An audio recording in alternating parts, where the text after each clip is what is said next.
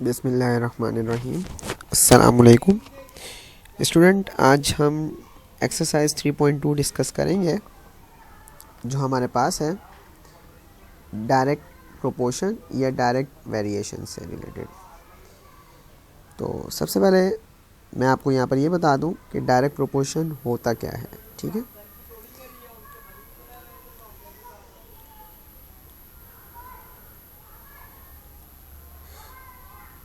देखिए direct proportion हमारे पास क्या होता है।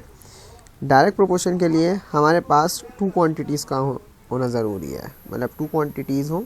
ठीक है, अब यहाँ पर ये जो टू क्वांटिटीज़ हैं, अगर आपके पास एक क्वांटिटी इंक्रीज़ हो तो सेकंड क्वांटिटी भी क्या हो, इंक्रीज़ हो, और अगर एक क्वांटिटी आपके पास डिक्रीज़ हो तो सेकंड क्वांटिटी भी क्या हो, आपके पास डिक्रीज़ हो। तो अब वो टू क्वांटिटीज़ कैसी हैं ज़रा हम ये देख लेते हैं। सपोज़ कर लें कि आपके पास है नंबर ऑफ़ पेंसिल्स। ठीक है, ये आपके पास है फर्स्ट क्वांटिटी। ठीक है, ये आपके पास है फर्स्ट क्वांटिटी। इसी तरह जो सेकंड क्वांटिटी हम ले लेते हैं वो हम ले लेते हैं कॉस्ट। ठीक है, सपोज़ कर लें कि आपने यहाँ पर कुछ नंबर ऑफ़ पेंसिल्स परचेज़ की हैं। ठीक है, जैसे अब मैं आपको ये बता देता हूँ कि जो नंबर ऑफ़ पेंसिल आप ख़रीद रहे हैं, तो अगर आप एक पेंसिल ख़रीदते हैं तो उसकी कॉस्ट है 5 रुपीज़। ठीक है, मतलब एक आपने पेंसिल परचेज़ की, उसकी जो कॉस्ट है वो है मेरे पास 5 रुपीज़। इसी तरह जब मैं 2 पेंसिल्स परचेज़ करता हूँ तो मेरे पास कॉस्ट हो जाती है 10। अगर मैं 3 पेंसिल्स परचेज़ करता हूँ तो मेरे पास कॉस्ट आ जाती है 15। तो आप ये चीज़ ऑब्ज़र्व करें कि अगर मेरे पास नंबर ऑफ़ पेंसिल्स बढ़ रही हैं तो मेरे पास जो कॉस्ट है वो भी क्या हो रही है, बढ़ रही है। कि अगर मेरे पास यहाँ पर और भी आप कह सकते हैं कि अगर 4 पेंसिल्स हो तो उनकी कॉस्ट क्या हो जाएगी, 20। तो मतलब ये क्या है, ये इनफाइनाइट टाइम्स क्या होगी, इंक्रीज़ हो रही है। तो कॉस्ट भी फिर आपके पास क्या होगी, इनफाइनाइट टाइम्स इंक्रीज़ होगी। तो ये हमारे पास कहलाता है डायरेक्ट प्रोपोर्शन कि if one quantity increase then the second one will also be increase. ठीक है, और अगर एक डिक्रीज़ हो रही है तो सेकंड भी क्या हो रही है, डिक्रीज़। इसकी एग्जांपल ऐसी है कि 4 पेंसिल्स की कॉस्ट अगर $20 है तो 3 पेंसिल्स की कॉस्ट क्या होगी, 15। 2 पेंसिल्स की कॉस्ट क्या हो जाएगी, 10, और 1 पेंसिल की कॉस्ट क्या हो जाएगी, 5। तो देखें नंबर ऑफ़ पेंसिल्स अगर आप कम लेते हैं, मतलब परचेज़ कम करते हैं, तो जो कॉस्ट है आपकी वो भी क्या होगी, कम होगी।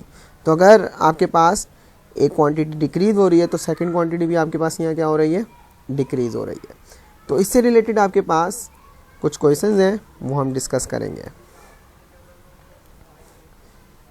तो क्वेश्चन में आपके पास एक्सरसाइज 3.2 में क्या कह रहे हैं आपने ये समझना है, और जिस तरह आपको समझाया जाएगा अगर आप उसको फॉलो करेंगे तो आई होप कि आपको बहुत इजी लगेंगे सारे क्वेश्चंस, क्योंकि सारे क्वेश्चंस एक ही पैटर्न पर हैं।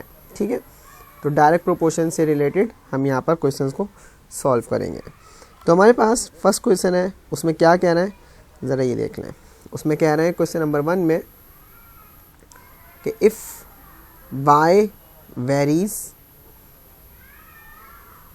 डायरेक्टली एज x, आगे लिखा हुआ है, and y is equals to 8 and x is equals to 2। आगे लिखा हुआ है फाइंड, फर्स्ट पार्ट में कह रहे हैं y in terms of x, second part में आपसे कह रहे हैं y when x is equals to 5, and third part में कह रहे हैं x when y is equals to 28। तो देखें सबसे पहली चीज़ यहाँ पर जो आपने सॉल्यूशन में देखनी है वो क्या देखनी है, इस चीज़ को क्लियर कर लें। देखें पहले आपने तो यहाँ पर क्वेश्चन एक साथ रीड करना ही नहीं है। ठीक है, आपने जस्ट ये देखना है यहाँ जो लिखा हुआ है कि y varies directly as x, बस हर क्वेश्चन में आपने सबसे पहले ये चीज़ रीड करनी है, क्वेश्चन बाद में सॉल्व करना है। ठीक है, तो जैसे ही आपने यहाँ पर ये रीड किया कि इफ़ y वेरीज x, तो आपने अब क्या लिखना है, ज़रा ये देख लें। आपने यहाँ लिखना है y, क्योंकि पहले y आ रहा है, y वेरीज डायरेक्टली एज, मतलब यहाँ कह रहे हैं कि y is directly proportional to x, तो y प्रोपोर्शनल का साइन, आगे आपने लिख दिया x। जो वेरिएबल पहले आएगा वो वेरिएबल आपने यहाँ पहले लिखना है, वेरीज लिखा हुआ हो, प्रोपोर्शनल लिखा हुआ हो, डायरेक्टली लिखा हुआ हो साथ में, तो आपके पास प्रोपोर्शनल का साइन और यहाँ पर आपने लिखना है x। ठीक है, फिर आपने क्या करना है, अब आपने बस इतना ही पढ़ा है जो मैंने अभी येलो से मार्क किया है। फिर आपने क्या किया, आपने जस्ट लिखा y is equals to k।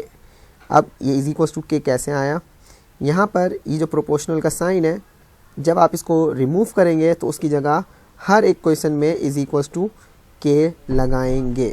ठीक है, फिर उसके बाद क्या होगा, जब आप k लगाएंगे उसके बाद आपने जो आगे वेरिएबल लिखा हुआ है वही वेरिएबल लिखना है। तो हो जाएगा y is equals to kx, और यहाँ पर इसको कहते हैं इक्वेशन नंबर a। अब आपने हर क्वेश्चन में इसी तरह करना है कि आपने पढ़ा y varies directly as x, तो आपने लिखा y प्रोपोर्शनल टू x, और फिर प्रोपोर्शनल साइन हटा के लिखा y is equals to kx, मतलब y की जगह y, x की जगह x, प्रोपोर्शनल साइन की जगह इज इक्वल्स टू k। अब क्या करेंगे, अब आप यहाँ पर वैल्यूज सब्स्टिट्यूट करेंगे। कौन सी वाली पढ़ेंगे भाई, अब आप आगे यहाँ पर ये कह रहे हैं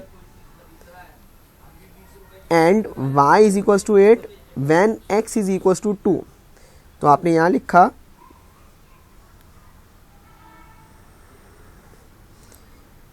since y is equals to 8 and x is equals to 2। अब क्या होगा, अब आपने यहाँ पर 8 और 2 वैल्यू सब्स्टिट्यूट कर देनी है जो इक्वेशन नंबर ए है। तो आपने यहाँ लिखा y की जगह 8 इज इक्वल्स टू की जगह इज इक्वल्स टू k की जगह k और x की जगह 2।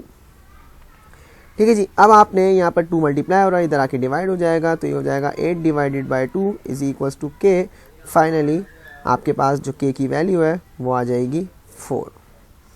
ठीक है जी, जैसे ही k की वैल्यू आ जाए आप यहाँ पर लिखें एक लाइन, आप लिखेंगे put k is equals to 4 in equation number A. आपने k की वैल्यू 4 पुट करनी है क्वेश्चन नंबर ए में।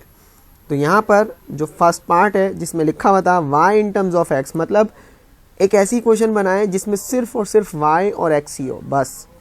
यहाँ पर अगर आप इक्वेशन में देखें तो आपके पास 3 वेरिएबल्स आ रहे हैं y k x, but part 1 में कह रहे हैं y in terms of x, मतलब y की क्वेश्चन हो इन टर्म्स ऑफ x जिसमें सिर्फ और सिर्फ x आए, k नहीं आना चाहिए। तो आपने पार्ट 1 में क्या किया, जब ये लिख दिया तो आपने k की जगह, इस k की जगह k की वैल्यू रखी, तो ये आ गई y in terms of x। मतलब y in terms of x का मतलब है कि y की क्वेश्चन है इन टर्म्स ऑफ x, और x का जो कोफिशिएंट आ रहा है वो 4 आ रहा है।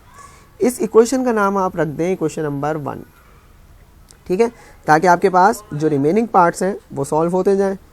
देखें अब सेकंड पार्ट में यहाँ पर कह रहे हैं फाइंड y। आपने क्या फाइंड करना है, अब आपने अब यहाँ पर y की वैल्यू फाइंड करनी है। तो जब यहाँ पर आपने y की वैल्यू फाइंड करनी है, कब, जब x की वैल्यू क्या होगी 5। तो अब जितना पिछला काम कर चुके हैं उसको छोड़ दें, अब आपकी जो मेन इक्वेशन है वो है इक्वेशन नंबर 1। ठीक है जी, तो अब आपने यहाँ लिखा देयरफॉर y फाइंड करना है, तो y की जगह y, 4 की जगह 4, x की जगह 5, तो 4 5 जा 20, तो y की वैल्यू आ गई आपके पास 20।